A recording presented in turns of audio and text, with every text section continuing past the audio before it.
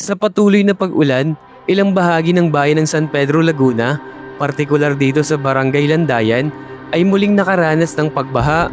May mga kalsadang nananatiling lubog sa tubig at para sa mga residente, hindi na bago ang ganitong sitwasyon tuwing panahon ng tag-ulan.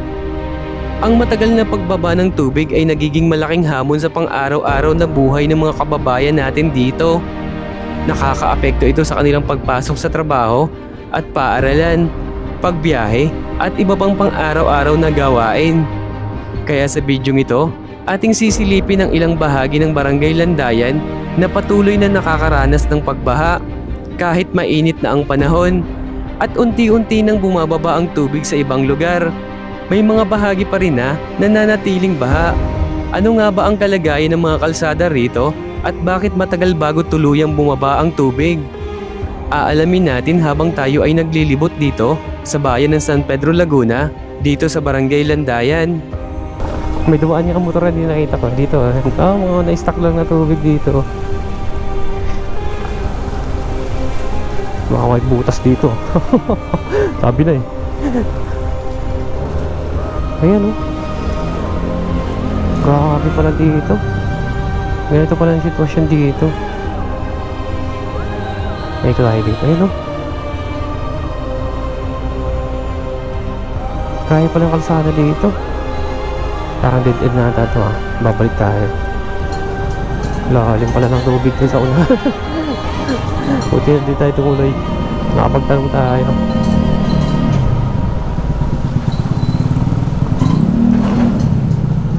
Okay, paanda tayo no. Lubog sa bahayong dito.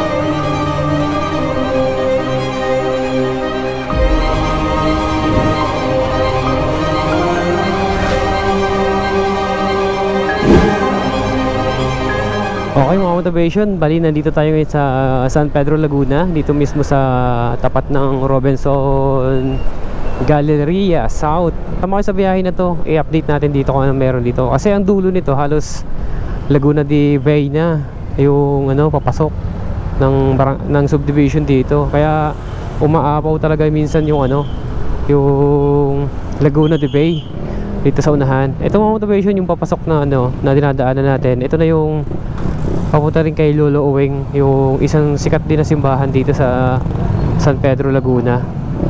Kaya pag Friday mga motivation, dito matraffic, lalo pagka last Friday kasi marami mga deboto ang pumupunta dito.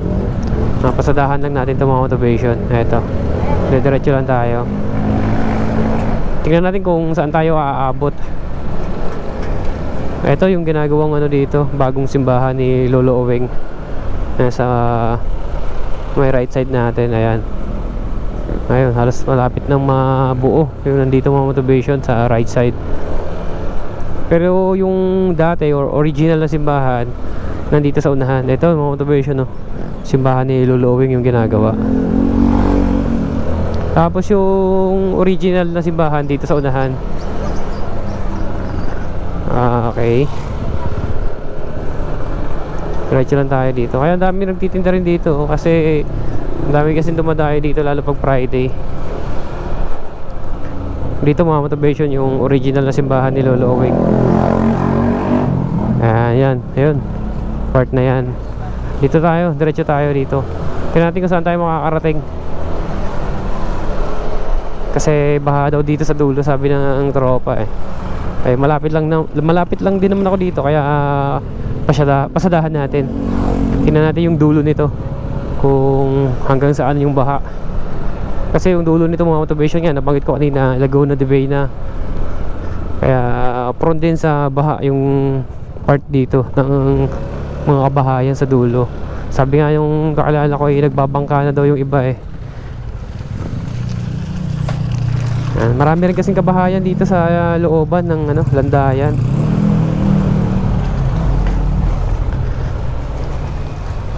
Yeah. Masigit pala yung daanan dito. Ngayon ako nakapasok dito. Tagal-tagal ko na dito sa Laguna eh. Ngayon ako nakapasok dito sa ruta na to. Ayan. Habang di pa naulan, sana wag umulan. Yeah. Ayan mga motivation. Alam ko dati binaha rin tong part na to. Hupa na rin dito sa part na to. Meron daw dito sa dulo yung baha talaga eh. Dito humupa na eh. Dati malalim din ang tubig dito eh. Kasi may napanood ako sa balita dati. Ito yung part na binaha din. Ayun, baha doon oh. Baha doon mga motivation sa looban. Yeah. Mayroon na tayo nakita doon, baha na doon sa dulo, sa looban. Tingnan natin kung saan pa tayo makakarating para makita natin kung saan ang baha dito. Nalimot ako sa exact location na sinabi. Ay, ito na. Grabe, baha pa rin talaga dito. Yan, oh. May mga portion pala dito na baha talaga. Ay, ito na, mga motivation, baha dito. Ayan. Wala. Malalim kaya ito. Uy.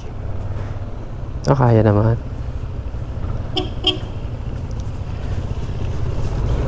Kaya naman, kaya. May dumaan nga motor na hindi nakita ko. Dito, mga na-stuck lang na tubig dito. Baka may butas dito. Sabi na eh. Takot doon, baka may butas, malaglag tayo sa butas eh. Ayan, diretso lang tayo. Ganito palang sitwasyon dito.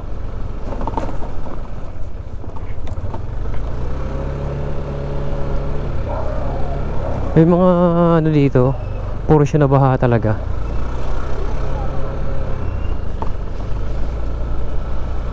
Dito tayo sa dulo. Halos dead end na pala to. Dead end na pala to mga motivation.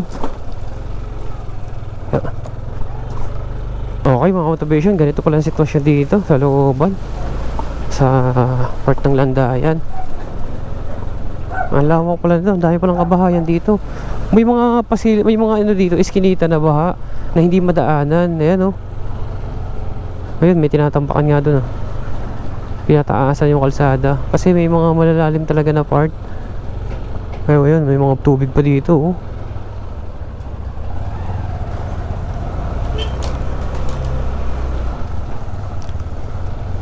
Ayun, tinaasan na dito ang kalsada.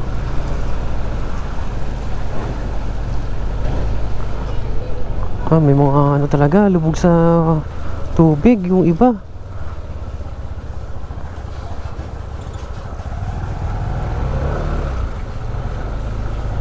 Try natin dito.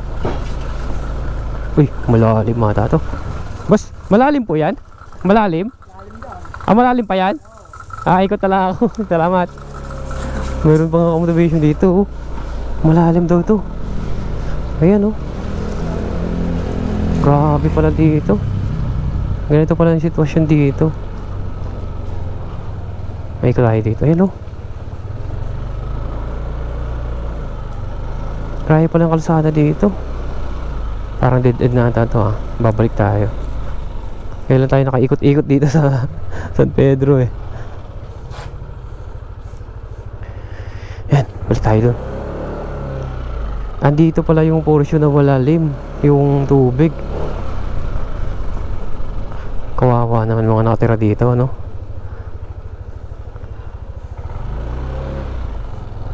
Balik tayo. Medyo mabaho na yung amoy ng tubig.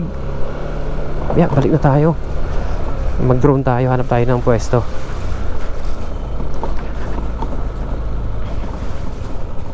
Ganito yung sitwasyon dito sa sa part ng landayan, San Pedro, Laguna. Ano, sa mga eskinita, ang lalalim ng tubig ng iba. Ito, tinaasa dito. Nai-stuck kasi yung tubig yun, no?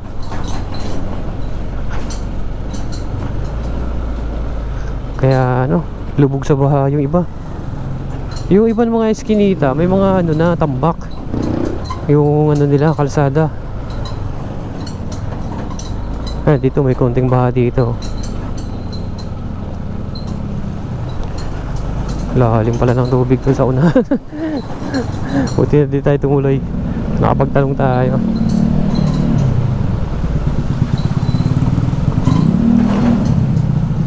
Okay, paanda tayo, no? Lubog sa baha yung dito.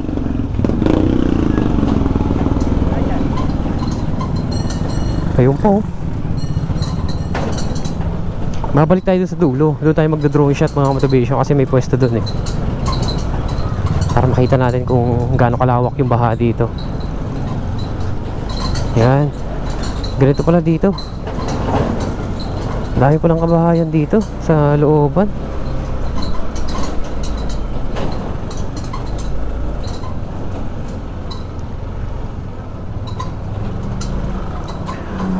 Dito yan sa ano, San Pedro Recollection ba yun?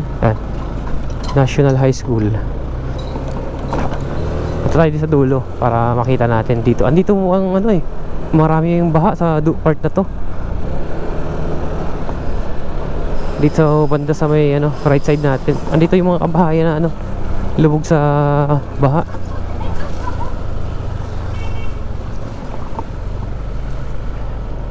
Yun oh, lalim yun oh. Dito nga, marami na ano, lubog sa baha.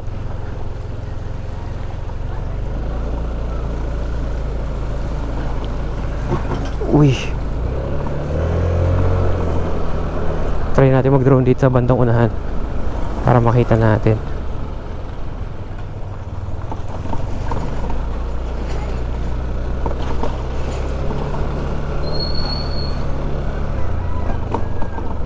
Yeah, at least nakita natin nandito banda sa may kanan yung malalim ng mga tubig. Ito pa mga motivation oh. Ayan oh. Tapos dito ulit, nadadaanan ulit natin to.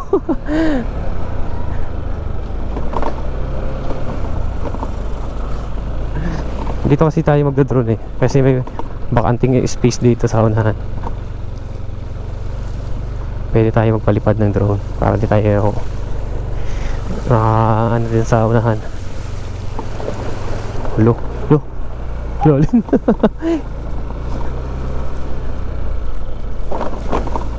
Okay, try kaya natin dito pumuesto. Mag-drone tayo dito. Ay, doon na lang sa unahan kasi baka sabihin na mayari dito. Dito sa dulo mayroon dito mga motivation eh. Mas open kasi dito sa unahan eh. Grabe pala yung ano dito, pagbaha talaga dito. Buti dito humupa na. Ito kasi binabaha rin to yung part na to eh. Okay, may mga paano iskinita na ano talaga bahata, halos lubog talaga sa tubig.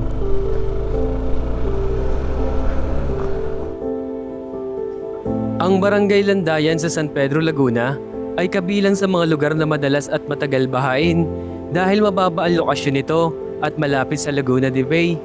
Ayon sa pag-aaral at ulat, kabilang ang Landayan sa barangay ng San Pedro na nasa mababang bahagi ng lungsod, kaya nagiging mabagal ang pag-agos ng tubig palabas. Kapag malakas ang ulan, naiipon dito ang tubig mula sa mas mataas na lugar, habang limitado naman ang kapasidad ng mga ilog, kanal at drainage system na naglalabas ng tubig patungo sa lawa. Isa rin sa malaking dahilan kung bakit matagal bumaba ang baha ay ang kondisyon ng Laguna de Bay.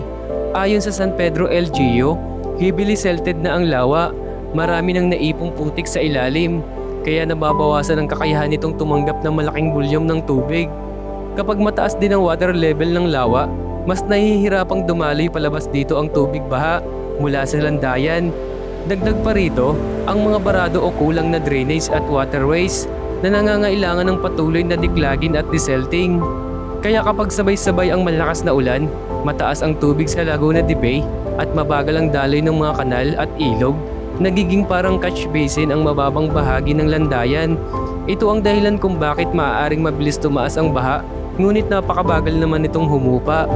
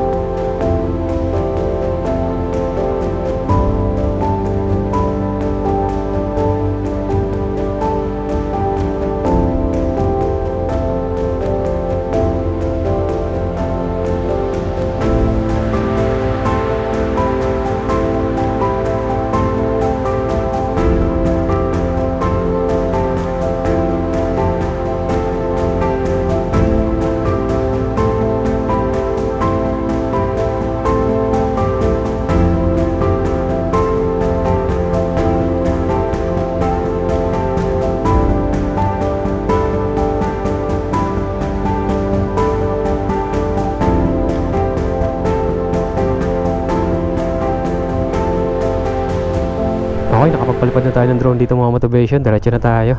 Ano po na yung pangalan niyo po? Malu. Sige po, salamat po. Kababayan pa pala. Tuloy na po ako.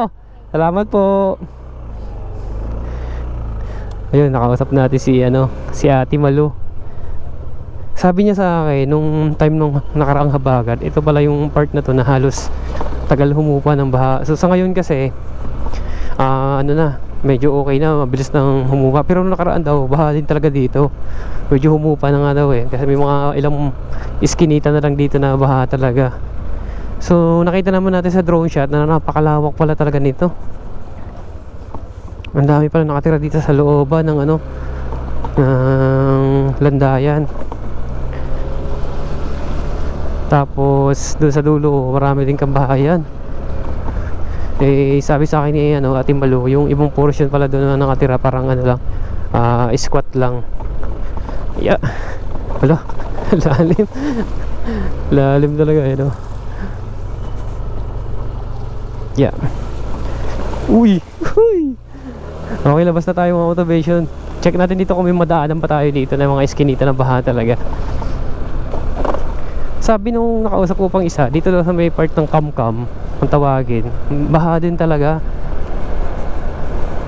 Dito kasi sa napuntahan ko ay nahupa na yung baha. Pero may mga tira na lang na pailan-ilan na lang baha na eskinita. Kasi ang iba pala dito tinatambaka na. Tapos ang problema pala dito, drainage. Pinaka-drainage ng ng tubig. Halos wala daw talagang drainage ang iba dito. Halos na baraha na. Kaya ang tagal bumaba ng tubig.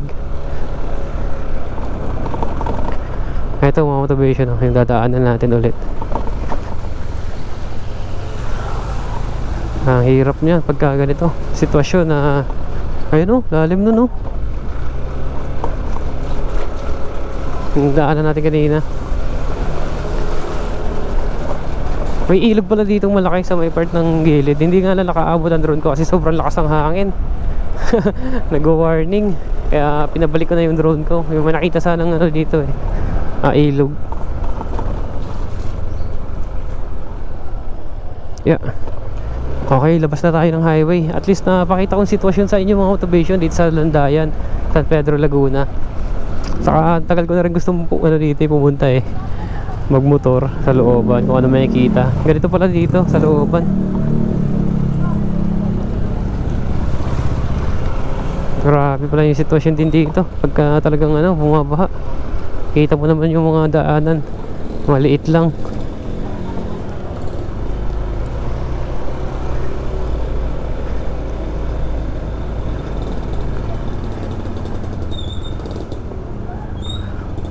Hupa na dito yung tubig. Pero yun, nakinto nga ni Ate Malu kanina. Grabe, usok nito. Ahay! Diretso na natin ito palabasan. O kaya Lapit tayo dito sa unahan ng konti. May part ng simbahan. Pasok tayo doon sa dulo, sa unahan. Tingnan natin. Ito mga motivation, yung pakaliwa. Yung kay Lolo Owing. Kakaliwa tayo. Silipin lang natin dito kung may mga baharin dito sa eskinita.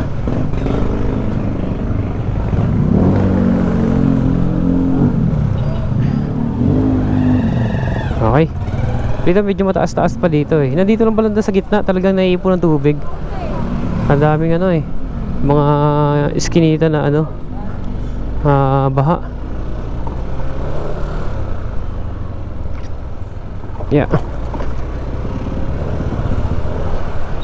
Wala na dito mga motivation, medyo okay dito. Meron din, ayan oh. Hindi na masyado. Dito kasi medyo mataas-taas pa to eh. Okay, balik na tayo mga motivation. Nadaanan ko na pala yung ano, simbahan ni Lolo Owing. Balik na tayo. Medyo mataas dito sa part na to. Okay. Ito pala yung ano, simbahan ni Lolo Owing mga motivation sa mga ano, nagsisimba.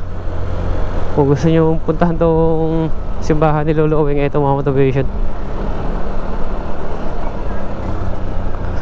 Okay.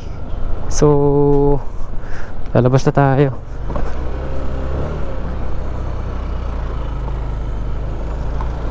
Ayun mga motivation yung simbahan ni Lolo Owing. So paano mga motivation, maraming salamat sa pagsama. Kung nakarating ka dito sa dulo ng video ito, so napakita ko naman sa inyo kung anong sitwasyon dito sa loob ng landayan sa San Pedro Laguna. Yan, nakita natin yung klase ng kalsada sa looban. Makikita natin maraming kabahayan. At may mga portion pa rin na baha talaga, yung mga eskinita. Marami pa rin talagang ano, mga hindi pa nahupa na tubig sa daanan. Tutuloy na tayo. Magkita-kita tayo mga motivation sa susunod ko pang video i-upload. Sana nandun ka pa rin. At kung hindi ka pa nakapag-subscribe, syempre baka pwede mahingi ko suporta mo. Papindot na lang na subscribe button. At syempre isama mo na rin ang notification bell para mapabilang ka sa bumubuo na YouTube channel ko. Maraming salamat mga motivation. Hanggang sa muli. Let's go!